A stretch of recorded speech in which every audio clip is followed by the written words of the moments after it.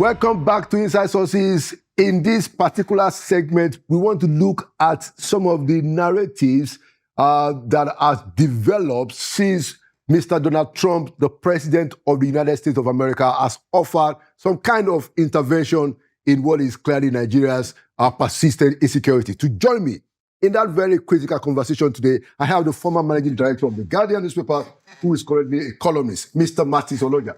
Martin, welcome back to Inside Sources. Thank you. So let's just start. How do you read, the way people are talking about Mr. Trump's intervention? What's your own reading of it? And what do you think ought to be the right perspective? I am worried as a journalist that in this time and age, when the social media has democratized access to information, that people are using the same media to deny reality. And people are exaggerating what the President of the United States has promised to do.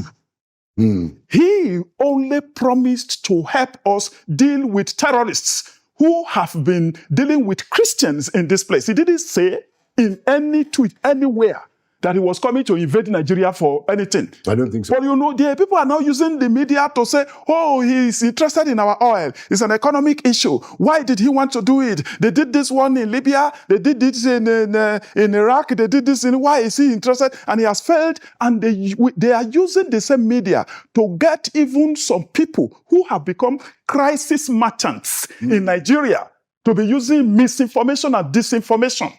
And they are making us to believe that we do not like the president, that they are targeting the president. No. This problem began long before even 2009 when Boko Haram manifested itself. True. It began before that. But since that way, it has become an international dimension. So many things have happened that people are now denying. And people denying that, there was no Christian, there has been no genocide on Christians. If we want to begin primarily, my brother, where is Leah Sharibu since 2018? Of 113 captives. Like that. She was singled out because she denied her faith. Yeah, they refused to release her. She refused to, they wanted her to deny her faith. They refused to release her till date. You attended so many media security meetings, even under Buhari, where I asked this question more than 5 times. Where is there? They have been promising. They left her because she's a Christian. We heard that she was given birth. Her father is still in the police force. Wow. It was this same Reno Omokri who found out when there was a Reno Omokri. He was the one who found out about the identity of her father, that is actually from Adamawa State, a Christian from Adamawa State, serving in Yobe State. And the mother was there, who had been, the President Buhari promised everybody that she will be released. It's still not released. Nobody knows her whereabouts. What happened to Deborah in Sokoto College of Education, who thanked God online for enabling her to finish her exam as any Christian would have done? They stoned her to death in this same country. And even lawyers were trooped out to say we will break out from MBA if we will not allow us to defend the people who stoned her to death. No one is in detention. Nobody has been prosecuted. What happened? So many things have happened like that. Why are there so many people? Would we want to deny that we do not have IDP camps? There are so many of them in this Abuja. So many of them in the places, 2 states that they have targeted, Benue and Plateau, Christian dominated. You know the place of Jos as the capital of Plateau State, even in Christendom here. You know that Benue State too is Christian dominated. Why do terrorists target Christians in that place? Why do they allow, what happened to all those people in IDP camps who occupied their natural habitat, the place God the Almighty gave them to live? Why can't they return? Who are the people occupying those places? So this thing is so complex, but as a journalist, We are not allowed to do contextual reporting of all these things to bring out facts of those people, the villages they have destroyed, people they have killed. There are videos of pregnant women they have killed. They shattered the pregnancy. And all those things. They say nothing happened here. So these are issues, I think, it's not about President Bola Ahmed Tinubu. He inherited all this problem. He began in earnest in 2009 when Boko Haram story became international. Yeah. But since that time, a lot of things have happened. Then our armed forces, we know their capacity. True. But look at the budget of this 6.5 trillion, even in this year's budget. Yeah. Suddenly, the defense budget takes the lion's share of our budget at a time. Over 12%. Yes, over 12%. That we need this one for critical infrastructure. Then somebody somewhere, president of the United States of Republican Party, and you know their principles. They are conservative people. Right. They were the people who influenced even the writing of their constitution, and the constitution they put in God we trust. Yeah. So they don't deny it. That is what they defend wherever Christians are traumatized and molested anywhere in the world. And he has said this one, no, this one we have had. You know, you recall that even in 2018, right, or thereabouts, even it was President Buhari himself who revealed in a private meeting he had with President Trump in his first term. That was the first time, yes. First time. That we heard that they are slaughtering Christians in your country. He said, no, sir. It was President Buhari himself who revealed it. It didn't start yesterday. Why are they denying this thing and saying that we should not take out terrorists in this place, that we should negotiate with them? Where in the world will you bring terrorists that you say you are looking for to be negotiating with them, to hold meeting, and they're gone? Who approved the guns they carried to meeting in Katsina for them? This is our country. It's not about President Bola Ahmed Tinubu. He has tried all that he can do to end this thing.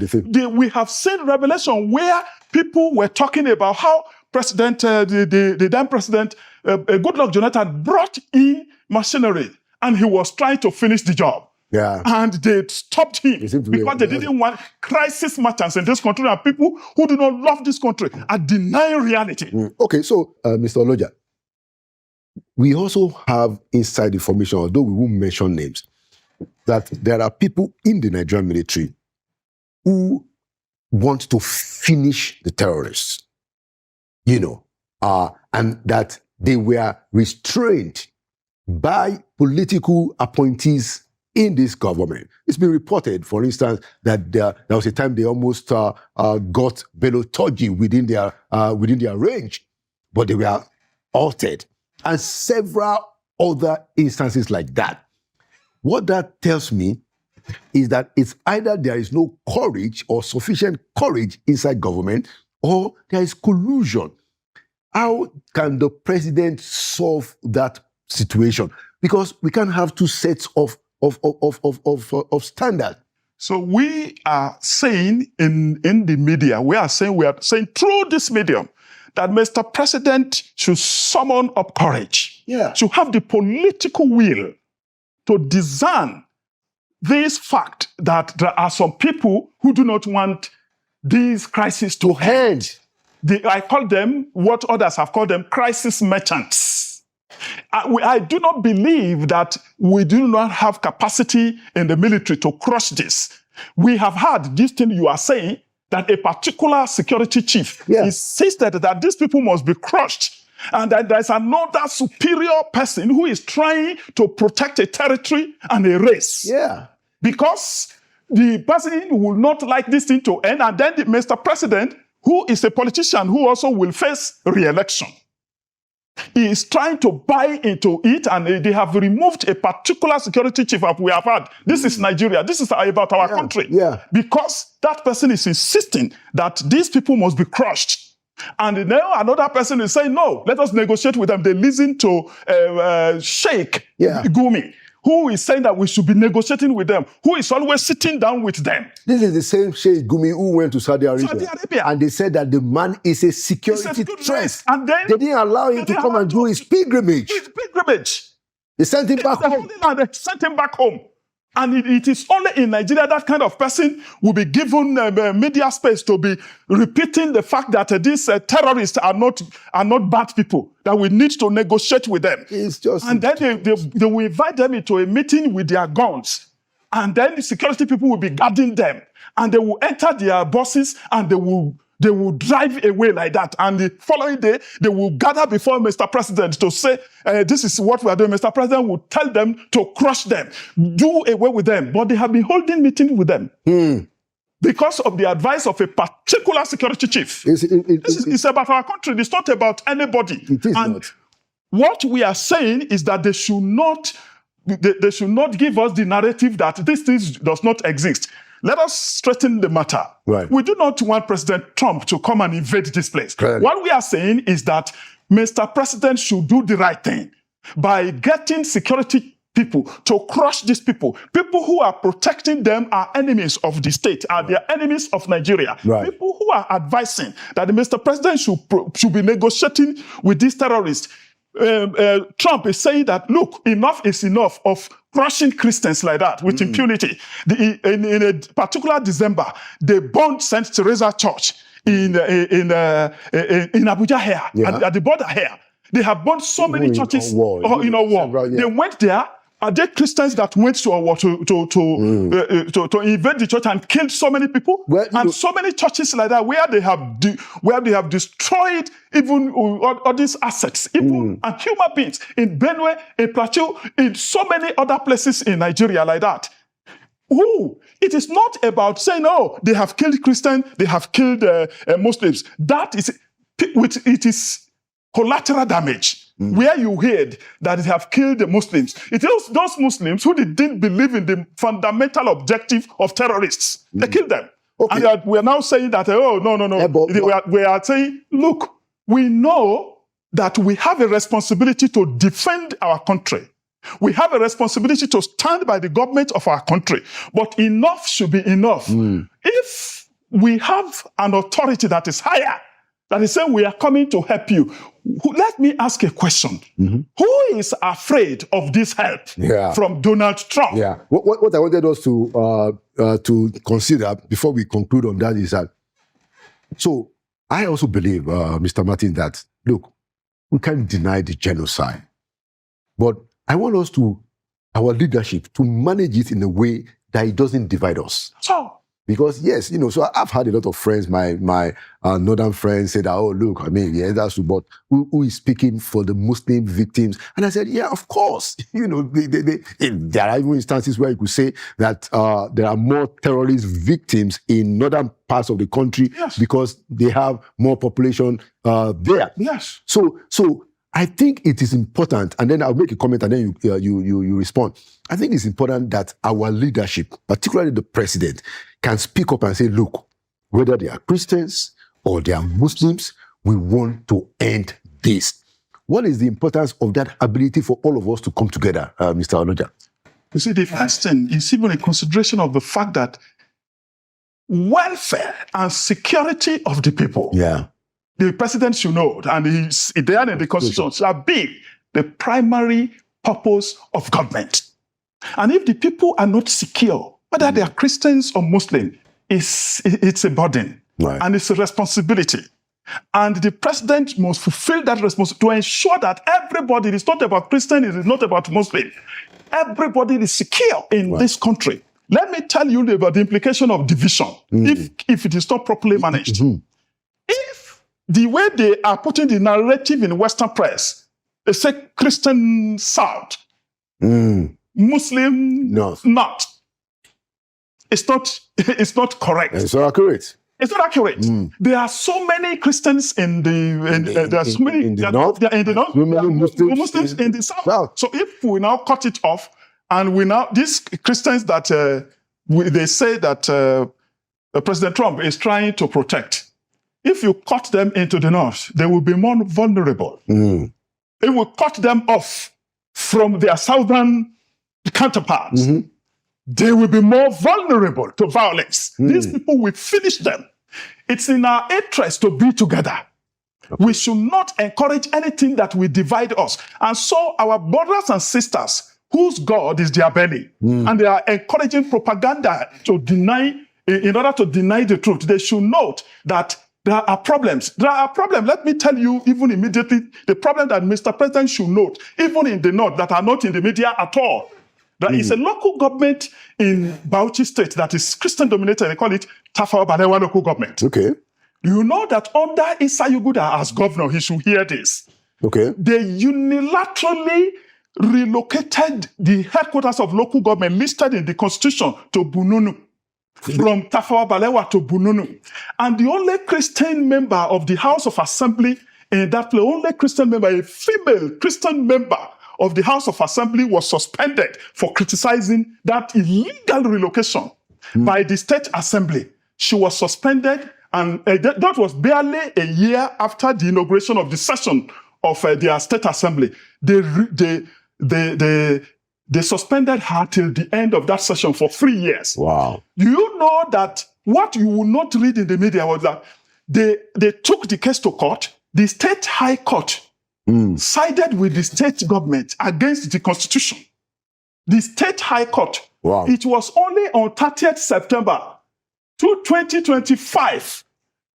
We will not read it in the media. 30th September 2025, barely 2.5 months ago, that the Court of Appeal in Jos quashed that decision of the High Court and the Assembly, and they cited an example in Ekiti State that no individual, no institution has the right to relocate the headquarters of a local government as it is listed in the Constitution. But why did Governor Yuguda, then Governor Yuguda, why did he do that? He did that one because that is what they do to Christian-dominated areas. So they removed the local government headquarters from a Christian-dominated place to a Muslim-dominated area. So you also have state terror to fight.